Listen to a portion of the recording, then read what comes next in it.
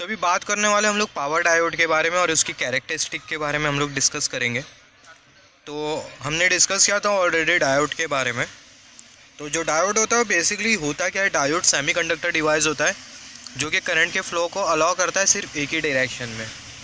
अभी हम लोग बात करने वाले पावर डायोड के बारे में। तो जो पावर डायोड होता है, जैसे कि नाम से पता चल रहा है पावर डायोड, ये एक ऐसा डायोड होता है जो कि हाई पावर पर ऑपरेट होता है। तो जो पावर डायोड होता है, पावर डायोड के अगर हम लोग सिंबल के बारे में बात करें, स्टार्ट करते हैं पावर डायोड के सिंबल के साथ। तो जो पावर डायोड का जो सिंबल होगा वो आपको कुछ इस तरीके से मिलेगा। पावर डायोड का जो सिंबल है वो पीएन जंक्शन डायोड के सिंबल के ही तरह होगा। यहाँ पर हम लोग देख सकते हैं जो सिंबल है वो है पीएन जंक्शन डायोड का। तो ये सेम सिंबल आपको मिलेगा पावर डायोड का। तो पावर डायोड का जो सिंबल होता है वो पीएन जंक्शन डायोड के सिंबल की ही तरह होता है। This is the symbol of power diode. Symbol of power diode and signal diode is same. Power diode और सिग्नल डायोड का जो सिंबल होता है वो सेम होता है। अब ये सिग्नल डायोड क्या है, जो पीएन जंक्शन डायोड होता है, नॉर्मल डायोड, उसी को ही हम लोग बेसिकली बोलते हैं सिग्नल डायोड। तो पावर डायोड और जो सिग्नल डायोड होता है दोनों का जो सिंबल होता है वो सेम होता है। मतलब पावर डायोड और पीएन जंक्शन डायोड दोनों का जो सिंबल होता है वो सेम होता है। तो यहाँ पर अभी अगर हम लोग पावर डायोड के अगर हम लोग फैब्रिकेशन स्ट्रक्चर के बारे में बात करें तो सबसे पहले आपको एक एनोड टर्मिनल मिलेगा और दूसरा जो टर्मिनल है वो कैथोड टर्मिनल आपको मिलेगा। यहाँ पर आपको एक लेयर मिलेगा और ये जो लेयर है ये P plus heavily dope layer है। इसके बारे में हमने डिस्कस किया। P प्लस का मतलब क्या होता है, M प्लस का मतलब क्या होता है, N माइनस का मतलब क्या होता है, इसके बारे में हमने डिटेल में डिस्कशन किया है। तो यहाँ पर हमें P प्लस रीजन मिल गया और ये P plus region heavily dope region है। और सिमिलरली यहाँ पर आपको बीच में रीजन मिल रहा है जो कि है N माइनस रीजन। और ये जो N माइनस रीजन आपको जो दिखाई दे रहा है, ये जो N माइनस रीजन है वो लाइटली डोप्ड है। सिमिलरली यहाँ पर आपको फिर से एक रीजन मिल जाता है जो कि होता है N प्लस रीजन, या फिर बोल सकते हैं N plus layer. Heavily dope N plus layer आपको मिल गया। यहाँ पर अभी अगर हम लोग देखें, यहाँ पर ये P plus layer, N minus layer, यहाँ पर ये P प्लस लेयर, फिर उसके बाद N माइनस लेयर और यहाँ पर ये N प्लस लेयर। इसके बारे में हमने ऑलरेडी डिस्कस किया है सेमीकंडक्टर के वीडियो में। इनिशियली एक वीडियो होगी, नाम होगा बेसिक ऑफ सेमीकंडक्टर, तो उसमें हमने ये सब चीज़ों के बारे में डिस्कस किया। N प्लस का मतलब क्या होता है, N माइनस का मतलब क्या होता है, P प्लस का मतलब क्या होता है। अगर मैं सिंपल वर्ड में बोलूँ, P प्लस का मतलब होता है heavily dope P type material, N minus का मतलब होता है lightly doped N type material और N प्लस का मतलब होता है heavily dope N type material. और सिमिलरली अगर आपको सिर्फ N दिखाई दे, पावर में प्लस ना ही माइनस दिखाई दे, तो इसका मतलब वो moderately dope N type material है। सिमिलरली आपको सिर्फ और सिर्फ P दिखाई दे, पावर में ना ही प्लस दिखाई दे ना ही माइनस दिखाई दे, इसका मतलब moderately dope P type material है। तो यहाँ पर अभी अगर हम लोग देखें, यहाँ पर ये आपको जो रीजन जो मिल गया बेसिकली, यहाँ पर ये P प्लस रीजन और यहाँ पर ये N प्लस रीजन, या फिर बोल सकते हैं P प्लस लेयर और ये N प्लस लेयर। ये P प्लस लेयर और ये N प्लस लेयर के बीच में हमें जो लेयर जो मिला उसको हम लोग बेसिकली बोलते हैं ड्रिफ्ट लेयर, या फिर बोल सकते हैं ड्रिफ्ट रीजन। ड्रिफ्ट रीजन बोल सकते हैं, या फिर ड्रिफ्ट लेयर बोल सकते हैं, या फिर डेप्लेशन रीजन भी बोल सकते हैं। ये इतने रीजन को P प्लस रीजन और N प्लस रीजन में आपके बीच में जो रीजन जो मिला उसको आप ड्रिफ्ट रीजन बोल सकते हो या फिर डेप्लेशन रीजन भी बोल सकते हो। यहाँ पर अभी अगर हम लोग पावर डायोड के अगर हम लोग फीचर्स के बारे में देखें तो पावर डायोड, जैसे कि नाम से पता चल रहा है पावर डायोड, तो जो पावर डायोड है वो 5000 एम्पियर तक के जो करंट है उसको कंडक्ट कर सकता है। Power diode can conduct 5000 ampere of current. 5000 ampere तक के जो करंट है उसको कंडक्ट कर सकता है पावर डायोड। और पावर डायोड रिवर्स में कितना वोल्टेज ब्लॉक कर सकता है, power diode can block 5000 reverse voltage, 5000 volt reverse voltage. Power diode can block 5000 volt reverse voltage. तो power diode 5000 volt reverse voltage को भी ब्लॉक कर सकता है। मतलब 5000 वोल्ट तक के जो रिवर्स वोल्टेज होगा उसको ईजिली ब्लॉक कर लेगा पावर डायोड। तो यहाँ पर अभी अगर हम लोग देखें रिवर्स ब्लॉकिंग का मतलब क्या होता है, इसके बारे में मैं आपको बताता हूँ। रिवर्स ब्लॉकिंग का मतलब ये होता है कि जब आप पावर डायोड को, जैसे कि यहाँ पर ये स्टेटमेंट आपको ये बोल रहा है कि 5000 वोल्ट तक के जो रिवर्स वोल्टेज है उसको ब्लॉक कर सकता है पावर डायोड। इसका मतलब ये कि जब आप पावर डायोड को रिवर्स बायसिंग कंडीशन में प्रोवाइड करोगे, मतलब जब आप पावर डायोड को रिवर्स बायस कंडीशन में लगाओगे, तो ऐसे केसेस में होगा क्या, आपका जो पावर डायोड होगा 5000 वोल्ट तक के जो रिवर्स वोल्टेज होगा उसको टॉलरेट कर लेगा, या फिर बोल सकते हैं विद स्टैंड कर लेगा। और यही रीज़न की वजह से हम लोग बोल रहे हैं कि जो पावर डायोड होता है वो 5000 वोल्ट तक के जो रिवर्स वोल्टेज होता है उसको ब्लॉक कर सकता है। तो ये दो बहुत इंपॉर्टेंट पॉइंट है। 5000 एम्पियर तक के करंट को अलाउ कर सकता है पावर डायोड, और 5000 वोल्ट तक के जो रिवर्स वोल्टेज है उसको ब्लॉक करने की कैपेबिलिटी रखता है पावर डायोड। सिमिलरली यहाँ पर अभी अगर हम लोग देखें पावर डायोड की अभी कैरेक्टरिस्टिक के बारे में डिस्कस कर लेते हैं, फिर पावर डायोड के ये जो हमने जो स्ट्रक्चर जो कंसिडर किया इसको हम लोग डिटेल में समझेंगे। पावर डायोड की आप अगर कैरेक्टरिस्टिक देखो सबसे पहले आप अगर नॉर्मल सिग्नल डायोड या फिर पीएन जंक्शन डायोड की आप कैरेक्टरिस्टिक देखो तो आपको कैरेक्टरिस्टिक कुछ इस तरीके से मिलेंगी। यहाँ पर हमने कंसिडर कर लिया वाई एक्सिस हमें इंडिकेट कर रही है करंट, और जो एक्स एक्सिस है वो हमें क्या इंडिकेट कर रही है, वोल्टेज। हमने डिस्कस किया था इनिशियली जब हम लोग फॉरवर्ड वोल्टेज इंक्रीज़ करते हैं तो होता क्या है, जब हम लोग इनिशियली फॉरवर्ड वोल्टेज इंक्रीज़ करते हैं तो जो डायोड होता है उसमें करंट फ्लो करता है ना के बराबर में, जो कि होता है फॉरवर्ड लीकेज करंट। और वो जो फॉरवर्ड लीकेज करंट होता है वो माइनॉरिटी कैरियर की वजह से फ्लो करता है। हम लोग जो पोटेंशियल डिफरेंस प्रोवाइड करते हैं उसकी वजह से फ्लो नहीं करता। आपने पीएन जंक्शन डायोड लिया, पीएन जंक्शन डायोड के अक्रॉस आपने क्या प्रोवाइड कर दिया, पोटेंशियल डिफरेंस प्रोवाइड कर दिया। फॉरवर्ड बायस में आपने पीएन जंक्शन डायोड को लगा दिया, और जब आप फॉरवर्ड वोल्टेज को इंक्रीज़ करोगे तो इनिशियली जो डायोड होगा उसमें करंट फ्लो करेगा माइनॉरिटी कैरियर की वजह से, और वो जो करंट होता है वो लीकेज करंट होता है। और बेसिकली होता क्या, एक वोल्टेज मिलता है, जैसे कि आप फॉरवर्ड वोल्टेज को इंक्रीज़ करते जा रहे हो तो आपको एक पर्टिकुलर वोल्टेज मिलेगा 0.7 वोल्ट वोल्टेज। तो 0.7 वोल्ट वोल्टेज पर क्या होगा, जो डेप्लीशन रीजन होता है वो श्रिंक कर जाता है, मतलब पूरी तरीके से ज़ीरो हो जाता है, और जो डायोड होता है उसमें कंडक्शन चालू हो जाता है। इसके बारे में हमने ऑलरेडी डिस्कस किया है, आप वही वीडियो देख सकते हो, जैसे कि मैंने बोला बेसिक ऑफ सेमीकंडक्टर, उसमें आप देख सकते हो पूरा कॉन्सेप्ट मैंने डिटेल में एक्सप्लेन किया हूँ। तो यहाँ पर अभी अगर हम लोग देखें, अगर डायोड अगर सिलिकॉन का बना है तो 0.7 वोल्ट ऊपर क्या होगा, जो डेप्लीशन रीजन होगा वो ज़ीरो हो जाएगा, और जो डायोड होगा उसमें कंडक्शन चालू हो जाएगा। तो यहाँ पर अभी अगर हम लोग देखें, यहाँ पर हम लोग देख सकते हैं जो कैरेक्टरिस्टिक है वो हमें कुछ इस तरीके से मिली। इनिशियली हम लोग क्या करेंगे, इनिशियली जो फॉरवर्ड वोल्टेज होगा उसको हम लोग इंक्रीज़ करेंगे। तो जब हम लोग इनिशियली फॉरवर्ड वोल्टेज को इंक्रीज़ करेंगे, जब हम लोग फॉरवर्ड वोल्टेज को इंक्रीज़ करेंगे तो जो डायोड है उसमें इनिशियली करंट फ्लो करेगा, और ये जो करंट है वो है फॉरवर्ड लीकेज करंट। तो ये जो कर्व है वो आपको इंडिकेट कर रही है।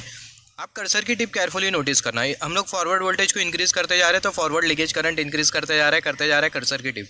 फॉरवर्ड लीकेज करंट इंक्रीज़ किया और एक पर्टिकुलर वोल्टेज मिला 0.7 वोल्ट वोल्टेज। तो ये 0.7 वोल्ट वोल्टेज पर होगा क्या, जो डेप्लीशन रीजन होगा वो ब्रेक हो जाएगा, और डेप्लीशन रीजन ब्रेक नहीं होगा, डेप्लीशन लेयर पूरी तरीके से ज़ीरो हो जाएगा, और जो डायोड है उसमें नॉर्मल करंट फ्लो करने लगेगा। यहाँ पर अभी अगर हम लोग देखें, डायोड में जो करंट होगा सबसे पहला वो एक्सपोनेंशियली राइज करता है, फिर उसके बाद लीनियरली राइज करता है। एक्सपोनेंशियली राइज करता है, लीनियरली राइज करता है। इसका मतलब लीनियरली राइज करेगा, इसका मतलब क्या कि जैसे आप फर्दर थोड़े टाइम के बाद वो फॉरवर्ड वोल्टेज को इंक्रीज़ करते जाओगे तो जो डायोड है उसमें जो करंट होगा वो भी इंक्रीज़ करता जाएगा। तो इसी को हम लोग बोलते हैं लीनियर रिलेशन। यहाँ पर ये जो 0.7 वोल्ट आपको जो वोल्टेज जो मिला है इसको हम लोग थ्रेशोल्ड वोल्टेज भी बोलते हैं, इसको हम लोग नी वोल्टेज भी बोलते हैं, इसको हम लोग कट इन वोल्टेज भी बोलते हैं, बहुत इंपॉर्टेंट है। तो ये 0.7 वोल्ट वोल्टेज आपको जो मिला है इसको हम लोग थ्रेशोल्ड वोल्टेज भी बोलते हैं, कट इन वोल्टेज भी बोलते हैं। और ये जो 0.7 वोल्ट जो वोल्टेज होता है वो सिलिकॉन डायोड के लिए एप्लीकेबल होता है। मतलब सिलिकॉन डायोड आपने लिया, सिलिकॉन डायोड को आपने फॉरवर्ड बायस में कनेक्ट करा और आप फॉरवर्ड वोल्टेज को इंक्रीज़ कर रहे हो, करते जा रहे हो तो आपको एक पर्टिकुलर वोल्टेज मिलेगा जो कि होगा 0.7 वोल्ट। 0.7 वोल्ट पर होगा क्या, वो जो पीएन जंक्शन डायोड है उसका जो डेप्लीशन लेयर होगा पूरी तरीके से ज़ीरो हो जाएगा, डेप्लीशन लेयर पूरी तरीके से ज़ीरो हो जाएगा, और जो पीएन जंक्शन डायोड है उसमें कंडक्शन चालू हो जाएगा। सिमिलरली आप अगर रिवर्स बायस में अगर कैरेक्टरिस्टिक कंसीडर करो तो रिवर्स बायस में आपको कुछ इस तरीके से कैरेक्टरिस्टिक मिलेंगी। जब आप रिवर्स वोल्टेज को इंक्रीज़ करोगे तो बेसिकली होगा क्या, जो डायोड है उसमें रिवर्स लीकेज करंट फ्लो करेगा माइनॉरिटी कैरियर के वजह से, और आप रिवर्स वोल्टेज इंक्रीज़ करते जा रहे हो तो आपको एक पर्टिकुलर वोल्टेज मिलेगा जो कि होगा रिवर्स ब्रेकडाउन वोल्टेज। तो ये रिवर्स ब्रेकडाउन वोल्टेज पर क्या होगा, जो जंक्शन होगा, जो जंक्शन के अक्रॉस जो डेप्लीशन रीजन होगा वो ब्रेक हो जाएगा, और डेप्लीशन रीजन ब्रेक होने की वजह से जो डायोड है उसमें high amount of current flow करने लगेगा, जो कि हमें ये लाइन इंडिकेट कर रही है। और ये जो इफेक्ट होता है इसको हम लोग बोलते हैं एवलांच इफेक्ट। हम लोग बेसिकली करते हैं क्या, जो रिवर्स वोल्टेज होता है जब हम लोग डायोड को रिवर्स बायस में लगा दें और जब हम लोग रिवर्स वोल्टेज को इंक्रीज़ करें, ऐसा तो हम लोग बेसिकली करते नहीं। अगर आपको कोई अगर बोले डायोड को पोटेंशियल डिफरेंस के साथ कनेक्ट करो, मतलब डायोड को आप बैटरी के साथ कनेक्ट करो, तो आप भूल के भी रिवर्स बायस में डायोड को कनेक्ट नहीं करोगे। यहाँ पर हमें सिर्फ डायोड के कॉन्सेप्ट को डिटेल में समझना है। आप भूल के भी डायोड को रिवर्स बायस में कनेक्ट नहीं करोगे। आप अगर रिवर्स बायस में कनेक्ट कर देते हो और ज़्यादा पोटेंशियल डिफरेंस आप प्रोवाइड कर देते हो तो आपका जो डायोड है वो बर्न हो जाएगा, डैमेज हो जाएगा, जल जाएगा आपका डायोड। आप बेसिकली डायोड को फॉरवर्ड बायस में ही लगाने की कोशिश करोगे।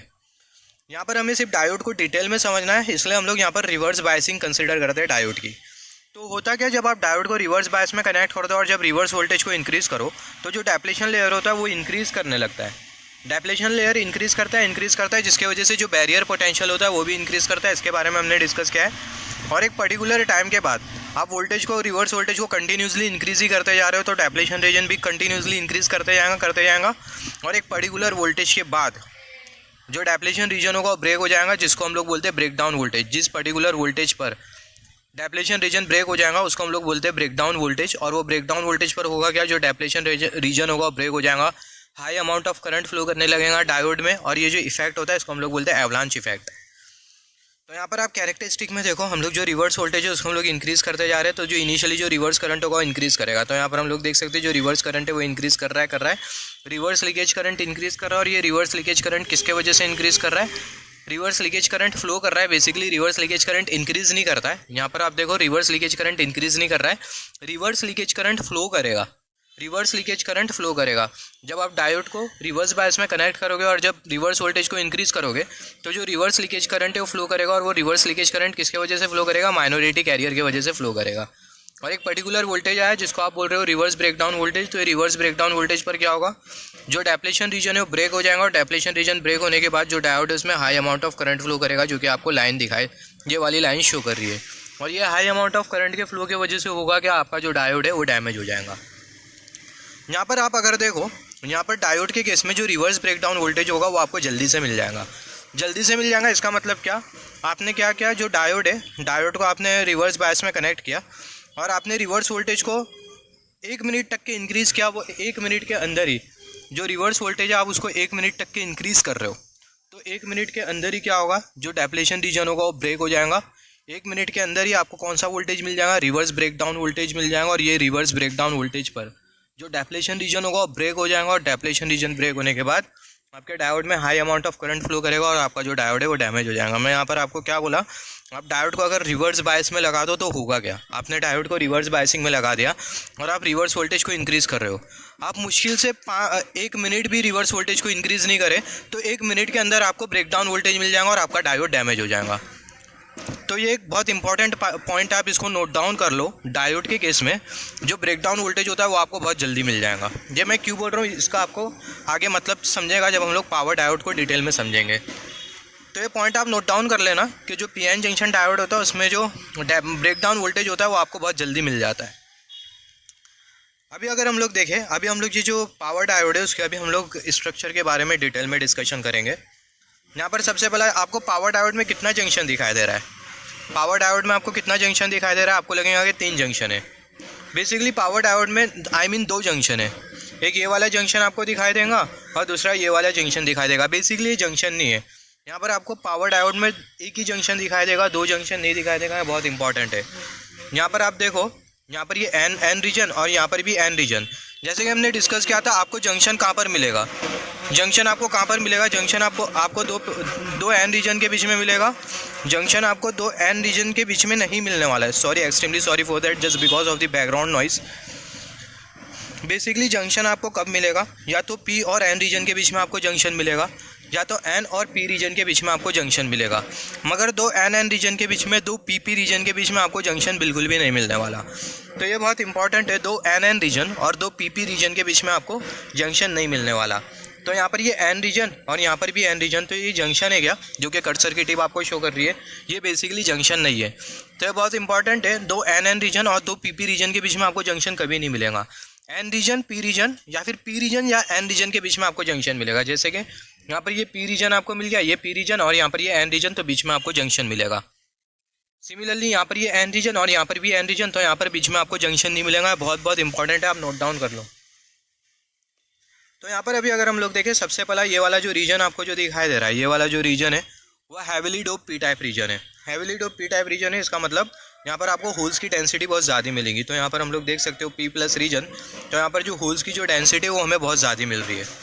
फिर उसके बाद आप यहाँ पर देखो, यहाँ पर आपको N- रीजन मिल रहा है, इसका मतलब lightly dope N- region. Lightly dope N- region, इसका मतलब यहाँ पर आपको इलेक्ट्रॉन्स की जो डेंसिटी होगी वो कम मिलेगी। तो यहाँ पर हम लोग देख सकते हैं जो इलेक्ट्रॉन की जो डेंसिटी है वो रीजन में हमें कम मिल रही है। सिमिलरली यहाँ पर आपको N+ रीजन मिल गया। N+ रीजन, इसका मतलब यहाँ पर आपको इलेक्ट्रॉन की जो डेंसिटी होगी वो बहुत ज़्यादा मिलेगी। तो यहाँ पर हम लोग देख सकते हैं जो इलेक्ट्रॉन की जो डेंसिटी है वो एक्सट्रीम अमाउंट में। यहाँ पर ये जो लाइन मैं जो कंसिडर कर रहा हूँ आप इग्नोर कर दो ये लाइन को। बेसिकली आपको एक ही जंक्शन मिलेगा पावर डायोड में, जो कि होगा ये वाला जंक्शन। तो ये पावर डायोड का क्या हो गया, ये पावर डायोड का स्ट्रक्चर हो गया। मतलब ये जो पावर डायोड है इसको हमने होल्स और इलेक्ट्रॉन के फॉर्म में शो किया।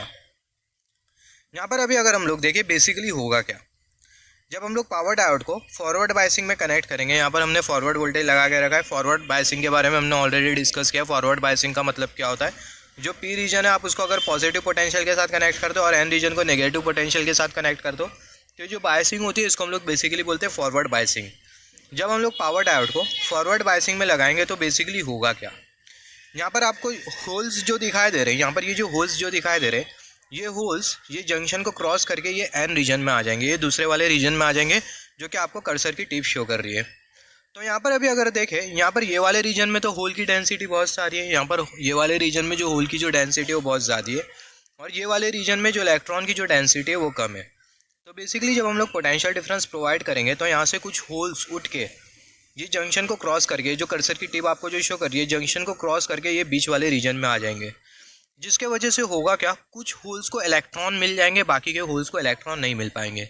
ऐसा क्यों होगा, क्योंकि आप यहाँ पर देखो ये एन माइनस रीजन में इलेक्ट्रॉन की जो डेंसिटी है वो कम है, और यहाँ पर ये पी रीजन में होल की डेंसिटी ज़्यादा है। तो अगर ज़्यादा से ज़्यादा होल अगर आते हैं तो आप पोटेंशियल डिफरेंस प्रोवाइड करोगे तो ज़्यादा से ज़्यादा होल ये लेयर को, ये जंक्शन को क्रॉस करके ये वाले रीजन में आ जाएंगे, जिसके वजह से होगा क्या, होल की डेंसिटी ये वाले रीजन में ज़्यादा होगी, बीच वाले रीजन में होल की डेंसिटी ज़्यादा होगी, इलेक्ट्रॉन की डेंसिटी कम होगी, जिसके वजह से कुछ ही होल को इलेक्ट्रॉन मिल पाएंगे, बाकी के होल को इलेक्ट्रॉन नहीं मिल पाएंगे। अभी आपको यहाँ पर समझ में आ जाएगा ये एन प्लस रीजन का सिग्निफिकेंस क्या है। तो मान लेते हैं ये वाले रीजन से just as a rough example मैं बोल रहा हूँ आपको, ये वाले रीजन से 10 होल उठ के ये वाले रीजन में आ जाते हैं। तो 10 होल उठ के ये वाले बीच वाले रीजन में आ जा रहे, तो बेसिकली होगा क्या, मान लेते हैं उनमें से 5 ही होल को क्या मिला, इलेक्ट्रॉन मिला। तो होगा क्या, 5 होल को इलेक्ट्रॉन मिला तो वो होल और इलेक्ट्रॉन का क्या हो जाएगा, रिकॉम्बिनेशन हो जाएगा।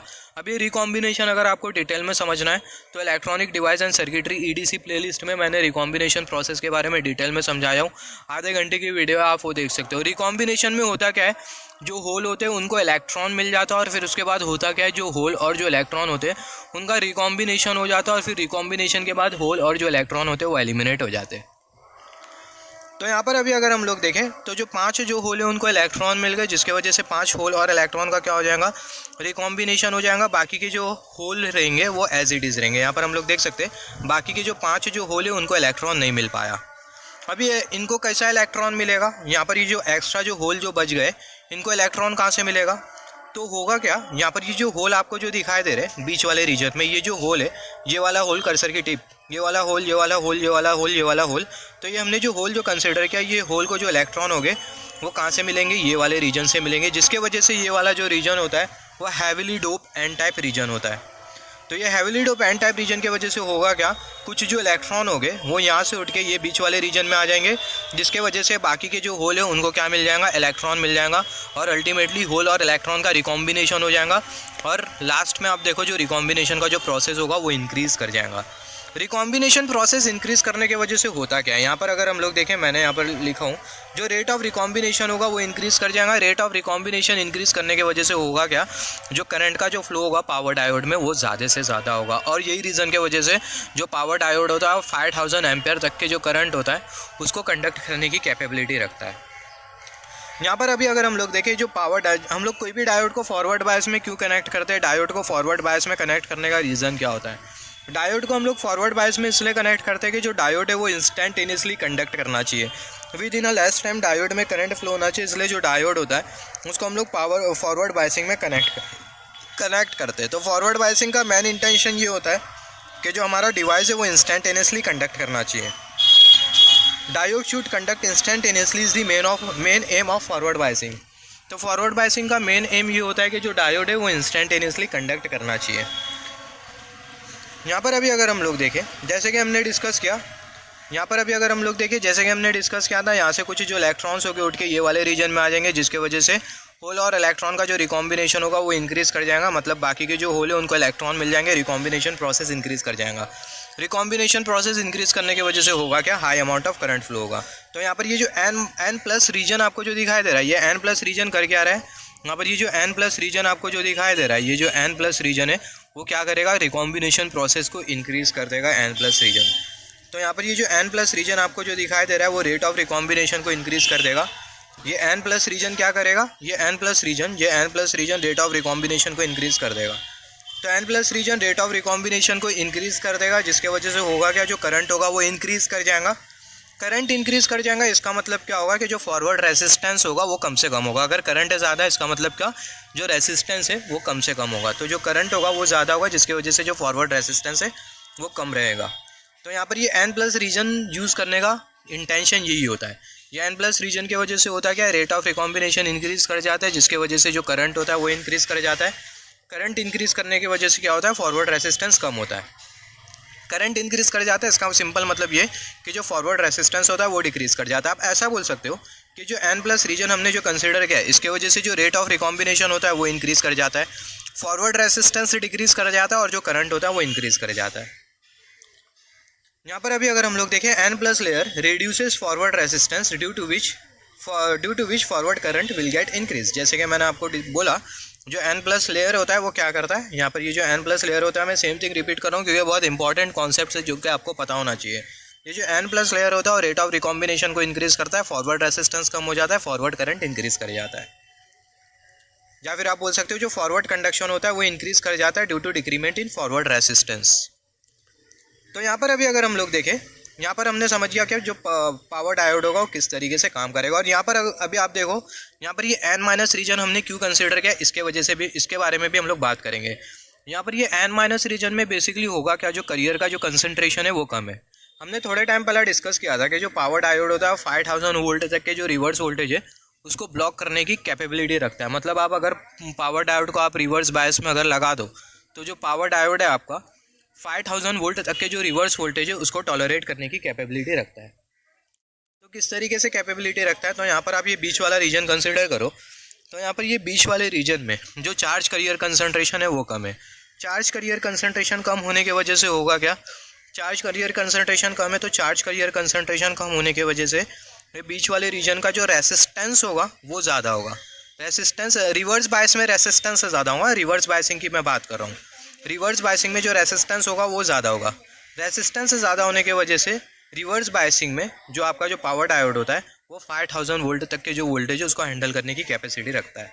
आगे मैं पॉइंट इंक्लूड कर रहा हूँ, इसके बारे में मैं आपको एक्सप्लेन करूँगा।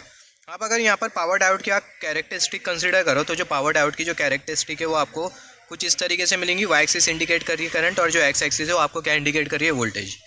यहाँ पर सिमिलरली आप जब फॉरवर्ड करंट को इंक्रीज़ करोगे तो इनिशियली होगा कि जब फॉरवर्ड वोल्टेज को इंक्रीज़ करोगे तो इनिशियली जो पावर डायोड है उसमें करंट फ्लो करेगा माइनॉरिटी कैरियर के वजह से। तो हम लोग यहाँ पर देख सकते हैं माइनॉरिटी कैरियर की वजह से जो पावर डायोड है उसमें करंट फ्लो कर रहा है और एक वोल्टेज होगा जो कि होगा 1 वोल्ट। 1 वोल्ट पर क्या होगा, 1 वोल्ट पर आपका जो पावर डायोड है वो कंडक्ट करना चालू कर जाएगा। तो यहाँ पर हम लोग देख सकते हैं पावर डायोड कंडक्ट करना चालू कर दिया, जो कि हमें ये वाली लाइन इंडिकेट कर रही है। पावर डायोड कंडक्ट करना चालू कर देगा, इसका मतलब जो पावर डायोड है उसमें जो नॉर्मल जो करंट होगा फ्लो करना चालू कर जाएगा, जो कि हमें ये वाली लाइन इंडिकेट कर रही है। और पावर डायोड में अगर हम लोग देखें, यहाँ पर ये जो हमें जो 1 वोल्ट जो दिखाई दे रहा है, ये जो 1 वोल्ट है वो हमें इंडिकेट कर रहा है threshold voltage of power diode. Threshold voltage of power diode is 1 volt. जैसे कि हमने डिस्कस किया था, थ्रेशोल्ड वोल्टेज के बाद क्या होता है, जो हमारा जो सेमीकंडक्टर डिवाइस होता है उसमें नॉर्मल करंट फ्लो करने लगता है। तो यहाँ पर ये थ्रेशोल्ड वोल्टेज के बाद क्या होगा, ये 1 वोल्ट थ्रेशोल्ड वोल्टेज के बाद क्या होगा, नॉर्मल करंट फ्लो करने लगता है। और यहाँ पर ये रिवर्स लीकेज करंट फ्लो कर रहा है। इसका फंडा क्या है, यहाँ पर आपको कन्फ्यूजन क्रिएट हो रहा होगा क्योंकि ये जो कॉन्सेप्ट होता है बहुत इंपॉर्टेंट है समझना। यहाँ पर आप देखो, यहाँ पर ये रिवर्स लीकेज करंट जो फ्लो कर रहा है ये किसके वजह से फ्लो कर रहा है, माइनॉरिटी कैरियर के वजह से फ्लो कर रहा है। यहाँ पर आप देखो, आपने जो पावर डायोड है उसको आपने पोटेंशियल डिफरेंस के साथ कनेक्ट कर दिया और जब आप फॉरवर्ड वोल्टेज इंक्रीज़ करोगे तो ये पावर डायोड में करंट फ्लो होना चाहिए या फिर किसी भी डायोड में करंट फ्लो होना चाहिए जब आप फॉरवर्ड वोल्टेज को इंक्रीज़ करोगे। तो फॉरवर्ड वोल्टेज इंक्रीज़ करने की वजह से करंट फ्लो होना चाहिए। तो कौन सा करंट फ्लो होना चाहिए, माइनॉरिटी कैरियर की वजह से करंट फ्लो होना चाहिए। एक करंट होता है जो कि माइनॉरिटी कैरियर की वजह से फ्लो करता है और एक जो करंट होता है ये पोटेंशियल डिफरेंस की वजह से फ्लो करता है। तो पोटेंशियल डिफरेंस वाला करंट फ्लो होना चाहिए या फिर माइनॉरिटी कैरियर वाला करंट फ्लो होना चाहिए। इसके बारे में मैंने SCR के वीडियो में बहुत अच्छी तरीके से बहुत डिटेल में बताया था। तो जब आप फॉरवर्ड वोल्टेज इंक्रीज़ करते हो ना इनिशियली, जब आप फॉरवर्ड वोल्टेज इंक्रीज़ करते हो इनिशियली, तो ये फॉरवर्ड वोल्टेज की वजह से करंट नहीं फ्लो करता है, माइनॉरिटी कैरियर की वजह से करंट फ्लो करने लगता है। तो यहाँ पर आप देख सकते हो, यहाँ पर ये जो आपको जो फॉरवर्ड लीकेज करंट और वो माइनॉरिटी कैरियर की वजह से जो करंट फ्लो जो करता है उसको हम लोग बेसिकली बोलते हैं लीकेज करंट। तो यहाँ पर हमने क्या किया, फॉरवर्ड वोल्टेज को हम लोग इंक्रीज़ करें। तो जब आप फॉरवर्ड वोल्टेज को इंक्रीज़ करोगे तो होगा क्या, जब आप फॉरवर्ड वोल्टेज यहाँ पर ये फॉरवर्ड वोल्टेज को इंक्रीज़ करोगे तो इनिशियली जो डायोड है उसमें करंट फ्लो करेगा और वो जो करंट होगा वो माइनॉरिटी कैरियर की वजह से फ्लो करेगा और वो जो करंट है उसको हम लोग बोलते हैं फॉरवर्ड लीकेज करंट। तो यहाँ पर आप देख सकते हो फॉरवर्ड लीकेज करंट फ्लो हो रहा है। फिर उसके बाद 1 वोल्ट वोल्टेज के बाद जब आप फॉरवर्ड वोल्टेज इंक्रीज करोगे ना, तो जो करंट जो फ्लो करेगा वो ये पोटेंशियल डिफरेंस की वजह से फ्लो करेगा, माइनॉरिटी कैरियर की वजह से नहीं फ्लो करेगा। तो यहाँ पर हम लोग देख सकते हैं जो करंट है वो कुछ इस तरीके से फ्लो कर रहा है, और यहाँ पर जो करंट होगा वो लीनियरली इंक्रीज करने लगेगा। पावर डायोड के केस में क्या होता है, हमने डिस्कस किया था, नॉर्मल डायोड के केस में जो करंट होता है पहले एक्सपोनेंशियली राइज करता है, फिर उसके बाद लीनियरली राइज करता है। मगर पावर डायोड के केस में क्या होता है, जो करंट होता है थ्रेशोल्ड वोल्टेज के बाद वो लीनियरली इंक्रीज करने लगता है, या फिर आप बोल सकते हो लीनियरली राइज करने लगता है। सिमिलरली आप देखो जो पावर डायोड का जो ब्रेकडाउन जो वोल्टेज होता है वो बहुत टाइम लेता है। जैसे कि मैंने आपको थोड़ा टाइम पहला बोला था, आप अगर पीएन जंक्शन डायोड को आप अगर रिवर्स बायसिंग में आप ऑपरेट कर रहे हो तो with in a less time आपको रिवर्स ब्रेकडाउन वोल्टेज मिल जाएगा 1 मिनट के अंदर। एज अ रफ एग्जांपल आपको रिवर्स ब्रेकडाउन वोल्टेज मिल जाएगा, रफ एग्जांपल दूंगा, प्रैक्टिकल नहीं। विद इन अ 1 मिनट आपको रिवर्स ब्रेकडाउन वोल्टेज मिल जाएगा, और रिवर्स ब्रेकडाउन वोल्टेज के बाद आपका जो डायोड होगा पीएन जंक्शन डायोड वो डैमेज हो जाएगा।